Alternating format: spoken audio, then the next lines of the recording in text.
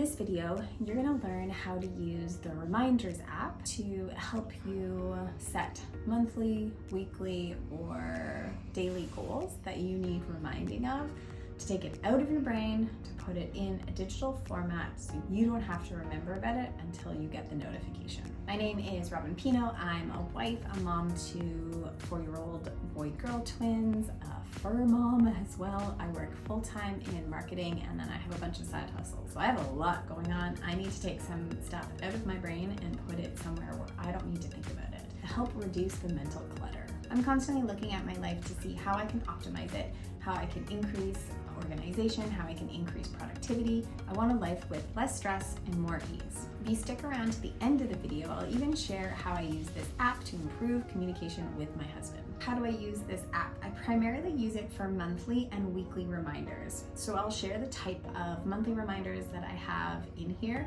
and I'll share the type of weekly reminders that I have in my app.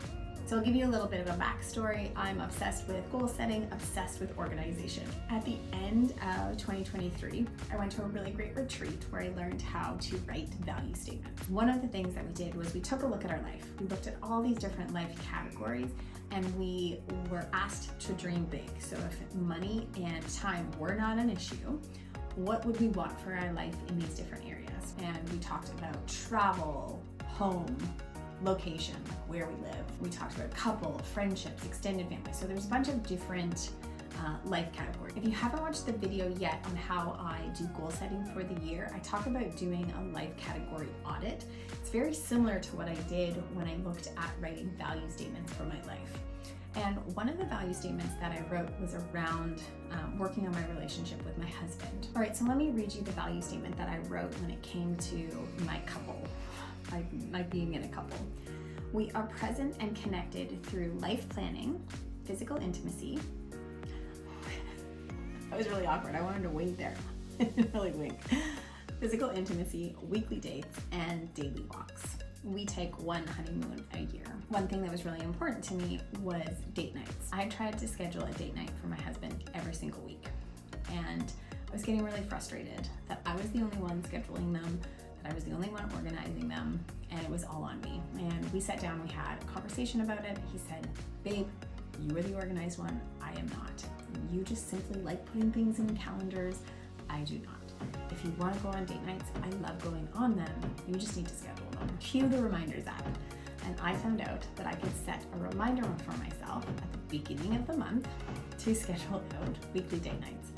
So when the first rolls around, I sit down, I open a calendar, and I schedule date nights on every single Saturday if we don't have something else planned. And I say, date night dash Robin plans, or date night dash Mike plans. So I don't have to plan every single date. He knows that if it says Mike plans, he plans it. Sometimes he's planning it the day of, but he plans it nonetheless. So that is a way that I took my goal setting for the year, and then my value statement, something that was really important to me, and I found a tool to help me actually execute this on a weekly basis. Some of the other things that I have in our monthly reminders, I say our, but mine. Some of the other things that I have in my monthly reminders are to schedule a monthly friendship date, to schedule we do mom, son, daddy, daughter dates, and then dad, son, mommy, daughter dates.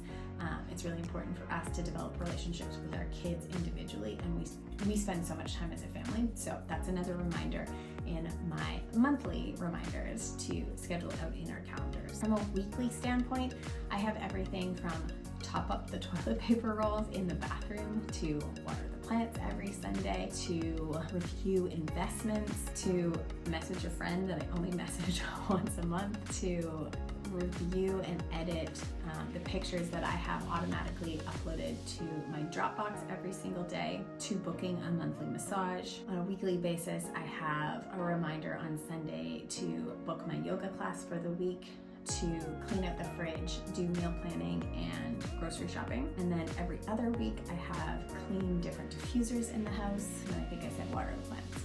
So that's how I take things out of my head, the mental clutter, that running to-do list of things to do. I don't need to put it in my planner because I have this Reminders app set up and I'm getting a notification. But these are things that if they become pain points in your life, and you're sitting down to do an annual goal setting or a review of your life, and you're like, this is really bothering me, how do I optimize this? The Reminders app is an absolutely amazing way to do that. If you're enjoying this video so far, I would really like it if you could give it a thumbs up so that other people can find tips like this. And while you're here, could you hit the subscribe button so we can spend more time online together? So I'm in the midst of launching my 2025 Essential Planner, and I've shared 2 videos so far, a planner tour, and then I've shared my goal setting method. So if you haven't yet watched those videos, I'll link both of them in the end screen so you can watch them after this video. All right, so how else do I use the Reminders app? I have a to-buy list, things that I'd love to buy in the future. This is like big purchases, like a new mattress, new vacuum, stuff like that. I have a to-do list of tasks around the house that I know aren't gonna happen anytime soon, but I know we need to do them. I also have packing lists, and then I promised you that if you stuck around to the end of the video, I'd share how I use the Reminders app to communicate better with my husband, and that's through shopping lists. So my husband is responsible for stocking up at Costco, and so we have a Costco shopping list. It's a shared list between the 2 of us, and it's a running list of things that we love to buy there. And whenever we are low on something or out of stock on something, I'll go into the app and check it off. So he knows when he goes shopping that the checked off items are ones that we still need. The other way that I love to use this app is to create packing lists. I absolutely love having a laundry list of things that I need to pack, and then I will check things off as I pack them in my suitcase. I also have shared packing lists with my husband, so if I'm really overwhelmed, usually I'm the one packing for trips or events, but if I'm really overwhelmed, I can ask my husband to take care of it. So for example, when we're going to the cottage, sometimes I am overwhelmed and I need him to pack the kids' bag. Kids' bag is in a list. He can easily refer to it if he wants. He doesn't necessarily have to, but it's there. It's a shared resource that we have. So I have everything from the packing list that the kids need to go to forest school twice a week. I have cottage packing list, I have camping package list, I have a North Bay packing list because we go to visit his family every Christmas. So I have so many different lists. And I will reuse some of them. So we've been going on a family trip every single year. So I've been reusing that list the past 2 years because it's a similar climate in terms of where we're going.